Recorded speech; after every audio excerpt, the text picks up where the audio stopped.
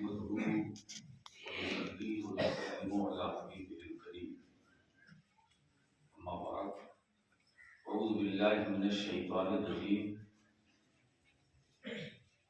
بسم الله الرحمن الرحيم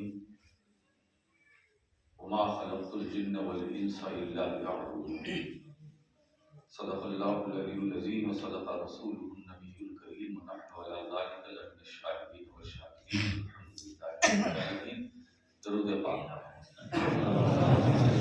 سیدنا سفینا حبیبنا نبینا مولانا محمد مولانا سیدنا مولانا محمد بآواز بلند درود پاک پڑھو. اللہم صلی علی سیدنا سفینا حبیبنا نبینا مولانا محمد وعلی آل سیدنا سفینا مولانا محمد صلی علی محمد صلی علی محمد ہر دم زبان سے نکالو پاک نام محمد سے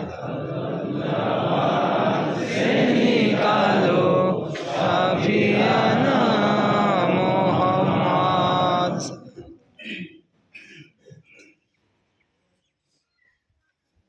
اللہ تبارک و تعالی نے آپ کو ہم کو سب کو پیدا کیا. اللہ نے پیدا کیا،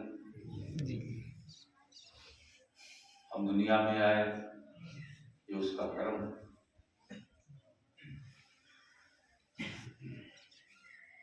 اور اسی کے کرم سے ہم زندہ ہیں، سانس لے رہے ہیں. جتنے دن تک ہم اس دنیا میں رہیں گے یہ اس کا کرم ہے. ٹھیک ہے.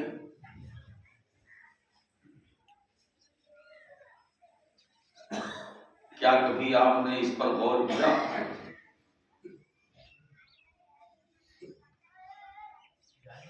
کہ اللہ تعالیٰ نے آپ کو کیوں پیدا کیا؟ کس لیے پیدا کیا؟ یہاں آئے ہو دنیا میں کس لیے آئے؟ دنیا میں آنے کا تمہارا مقصد کیا ہے؟ آنے کی وجہ کیا ہے؟ کیا اللہ نے دنیا میں اس لیے ہمیں پیدا کیا ہے کہ ہم دنیا کمائیں، دنیا حاصل کریں، دنیا کے پیچھے چلیں، رات دن دنیا ہی میں ہم الجھے رہیں، ہے نا؟ نہیں، ایسا نہیں. ہمیں اللہ نے کس لیے پیدا کیا؟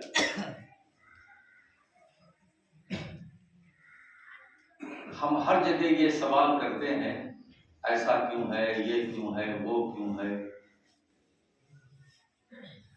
کیوں کا معاملہ ایسا ہے کہ ہر جگہ کیوں، یہ کیوں ہے، یہ زمین کیوں، یہ آسمان کیوں، تو زمین نیچے ہے آسمان اوپر ہے، ایسا کیوں؟ اس کا الٹا ہونا چاہیے تھا، آسمان نیچے ہوتا زمین اوپر ہوتی. طرح طرح کے لوگ ہیں، طرح طرح کے جماعت ہیں، یہ سوال کرتے ہیں یہ کیوں، وہ کیوں. دنیا میں اتنا کیوں ہے کہ اگر ہم کیوں کے پیچھے بھاگیں تو اس سے ہم کو چھٹکارا نہیں مل سکتا. یہ سورج ہے، یہ چاند ہے، یہ ستارے، یہ کیوں؟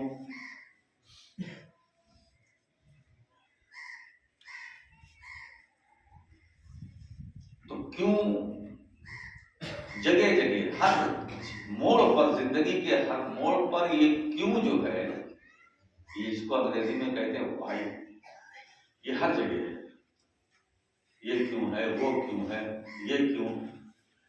بات یہ نہیں، یہ سوال لوگ کرتے ہیں، کر رہے ہیں، سلسلہ بڑھتا جا رہا ہے. ہمیں کیوں کے پیچھے نہیں بھاگنا ہے. ہمارا ایک سوال یہ ہے کہ جو لوگ تو یہ کیوں، وہ کیوں، یہ تو ہوتا رہتا ہے. ہم آج اس لیے کھڑے ہوئے ہیں کہ ہم آپ سے پوچھ رہے ہیں کہ آپ کو اللہ نے پیدا کیا نا، کیوں؟ بس اسی کا جواب دے دو، کیوں اللہ نے آپ کو پیدا کیا؟ کوئی مقصد ہے نا، بے مقصد تو کوئی چیز ہے نہیں، کوئی ریزن ہے نا. تو اب ہمیں اس پر دھیان دینا ہے، اس پر غور کرنا ہے، اس کے بعد اسی پر ہمیں عمل کرنا ہے کہ اللہ نے ہمیں دنیا میں کیوں پیدا کیا. اب اس کیوں کا جواب ہم سے نہ لو، آؤ اللہ ہی سے پوچھ لو کہ اے اللہ ہمیں تم نے کیوں پیدا کیا ہے، تو اس کا جواب تو ہی بتا دے. تو قرآن کہتا ہے وَمَا خَلَقْتُ الْجِنَّ وَالْإِنسَ إِلَّا لِيَعْبُدُونِ، کہ ہم نے جنات کو اور انسان کو اس لیے پیدا کیا ہے تاکہ وہ میری عبادت کرے. اس کیوں کا جواب خود اللہ دے رہا ہے کہ ہم نے تمہیں صرف اس لیے نہیں پیدا کیا دنیا میں کہ تم کھانے کمانے کے چکر میں رہو، وہ بھی کرو ضروری ہے، وہ بھی کرو، مگر مجھ سے غافل نہ رہو، میرے ذکر سے غافل نہ رہو، میری یاد سے غافل نہ رہو، میری بندگی میں لگے رہو، میری بارگاہ میں جھکو، اپنی پیشانی کو میری بارگاہ میں جھکاؤ، میرے لیے سجدہ کرو، میرا سجدہ کرو، عبادت کرو، نماز پڑھو. اس لیے ہمیں اللہ نے پیدا کیا. اسی لیے بزرگان دین یہ فرماتے ہیں کہ بندو دنیا میں رہو مگر دنیا کے لیے نہ رہو. دنیا میں رہو، دنیا کے لیے نہ رہو. اگر آپ کا کنسپٹ یہ ہو جائے کہ ہمیں دنیا میں رہنا ہے، سب کچھ کرنا ہے، مگر دنیا کے لیے نہیں، اپنے رب کی رضا کے لیے، تو جو بھی کام کرو گے وہ کام جو اپنے رب کو راضی کرنے کے لیے تم کرو گے، وہ کام تمہارا عبادت ہے. اگر آپ نے کسی غریب کی مدد کی اس لیے کی کہ اللہ اس سے راضی ہو جائے گا، تو وہی کام عبادت ہے. اگر آپ نے کسی گرتے ہوئے کو سہارا دے دیا، اس لیے سہارا دیا کہ اللہ اس سے خوش ہوگا، تو یہی تمہارا کام عبادت ہے. اگر آپ کوئی یتیم بچہ آیا جس کا باپ نہیں، جس کی ماں نہیں، اور وہ آپ کے سامنے آیا، آپ نے مسکرا کر محبت سے، شفقت سے اس کے سر پہ اپنا ہاتھ رکھ دیا ہے نا، اس لیے کہ اللہ راضی ہو جائے، تو میرے دوستو عجب نہیں کہ یہ تمہارا جو محبت بھرا ہاتھ اس کے سر پر پڑا ہے، یہی عمل خدا تمہارا قبول کر لے اور عالم قیامت میں تمہاری بخشش کا ذریعہ.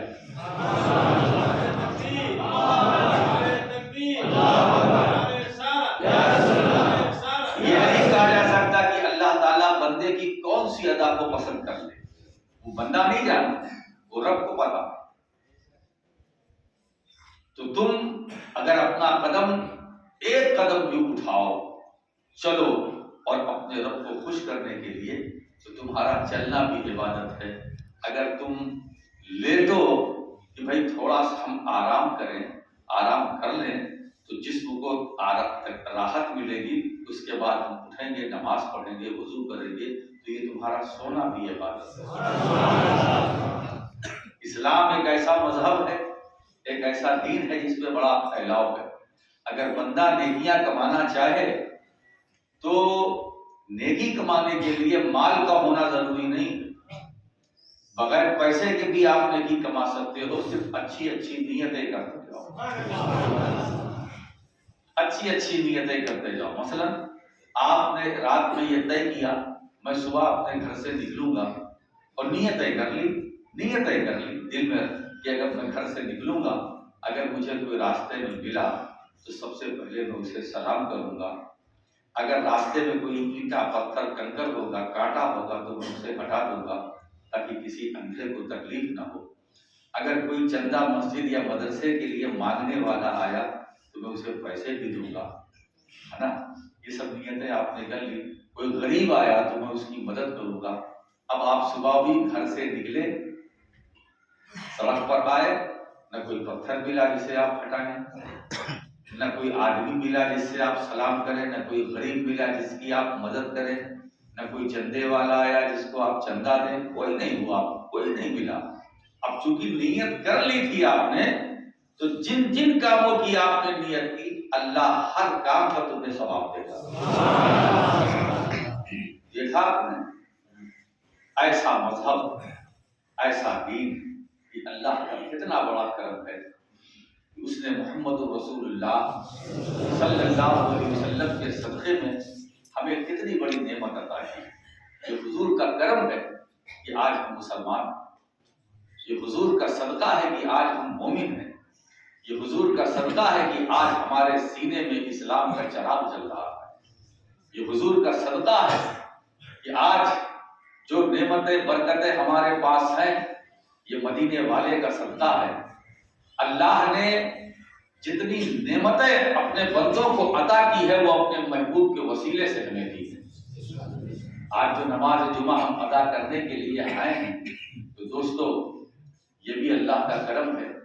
ये इबादत भी अल्लाह ने हमें दी कि मेरी बंदगी करो, मगर बंदगी भी उसने कहा करो, ये भी मैं इबादत मेरी है, मगर तरीका मेरे मुस्तफा का होना, इताअत मेरी करो, हुक्म मेरा मानो, मगर मेरे मुस्तफा का जो तरीका है, उनकी सुन्नत है, उस पर अमल करते हुए जब तुम मेरी इबादत करोगे तो मैं उस इबादत को कबूल करूंगा। नमाज पढ़ो दोस्तों, आप देखें कुरान में ये आया है कि नमाज कायम करो, नमाज कायम करो, मगर कायम करने का तरीका क्या है वो नमाज कुरान के अंदर नहीं है ना। तो अब ये हमें कैसे पता चला कि नमाज कैसे कायम करें, कैसे कायम करें? नमाज पढ़ने का हुक्म कुरान में कहीं नहीं, नमाज के कायम करने का हुक्म है। अकीमुस्सलात, नमाज कायम करो, नमाज कायम करो, अपनी पूरी शर्तों के साथ नमाज कायम करो।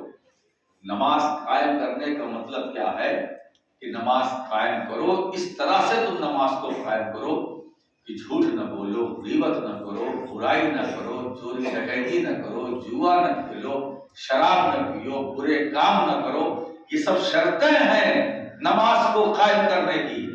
बंदा जब इन बुराइयों से बचता हुआ जब अपने रब की बारगाह में अल्लाह अकबर कहेगा, हाथों को बांधेगा, किरात करेगा, सूरत पढ़ेगा, फिर उसके बाद सजदा करेगा, फिर नमाज से फारिग होकर जब अपने मौला की बारगाह में अपने नबी के नाम को वसीला बनाकर दुआ मांगेगा, तो उस बंदे का हाथ नीचे आने नहीं पाएगा, अल्लाह उसकी जरूरत पूरी कर देगा।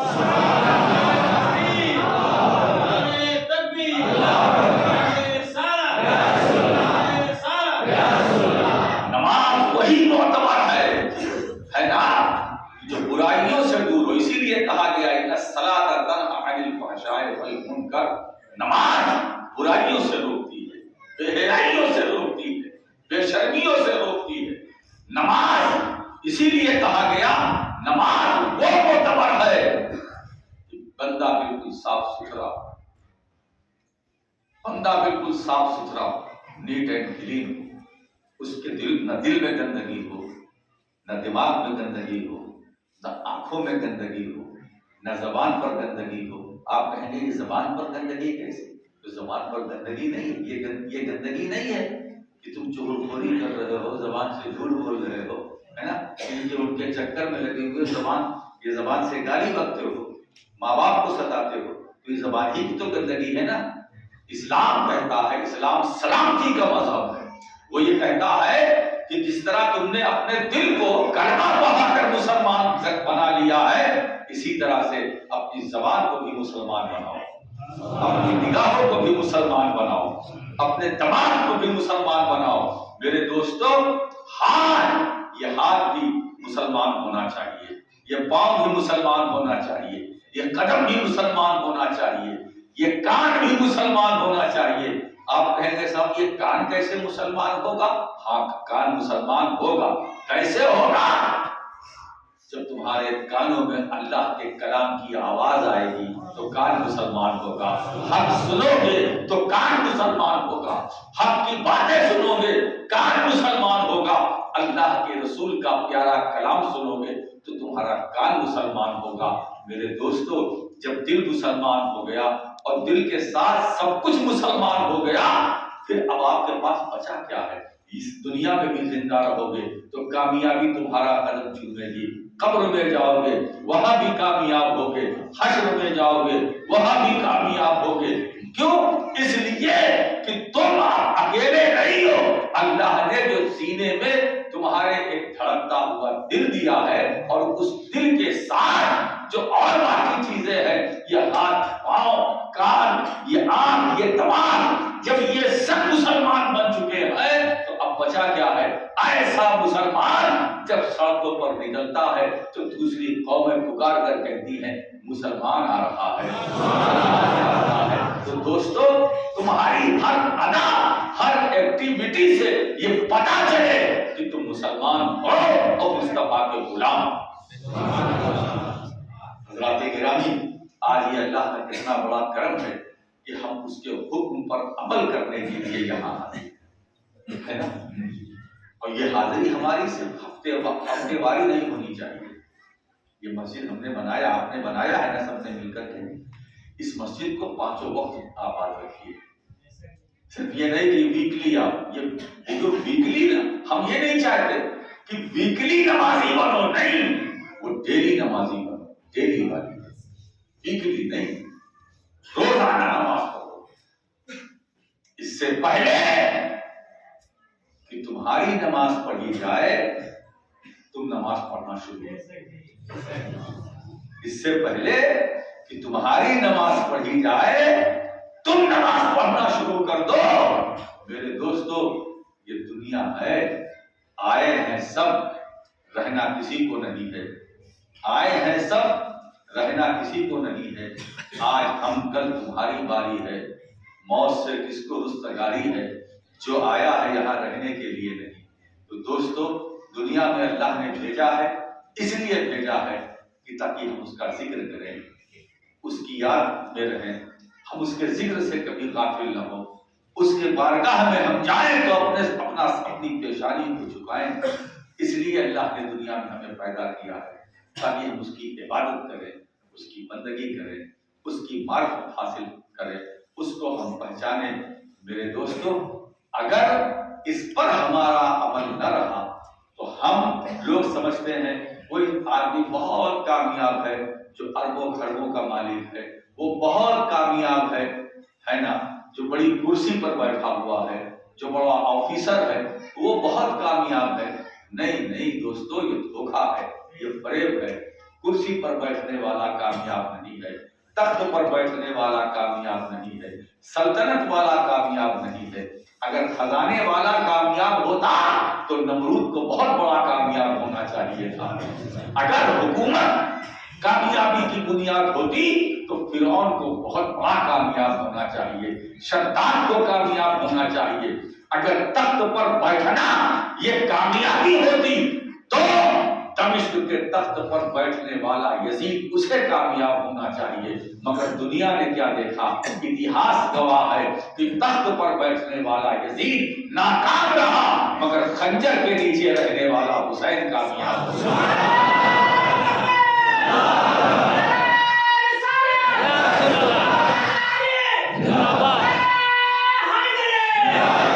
آپ سوچو، میدان کربلا میں صرف 72 تھے اور دوسری طرف یزید کی فوج میں ہزاروں کی تعداد ہے، 22,000 لشکر، 22,000 فوج ہے نا، یہ 22,000 ناکام ہو گئے، 72 کامیاب ہیں۔ آج وہ ایسے کامیاب ہیں کہ ان کا ہم ذکر کر رہے ہیں، ان کا نام لے رہے ہیں۔ میرا حسین ایسا کامیاب ہے کہ آج جو ان کے غلام ہیں وہ بھی کامیاب ہے، ان کے نام لیوا جو ہے وہ بھی کامیاب ہے۔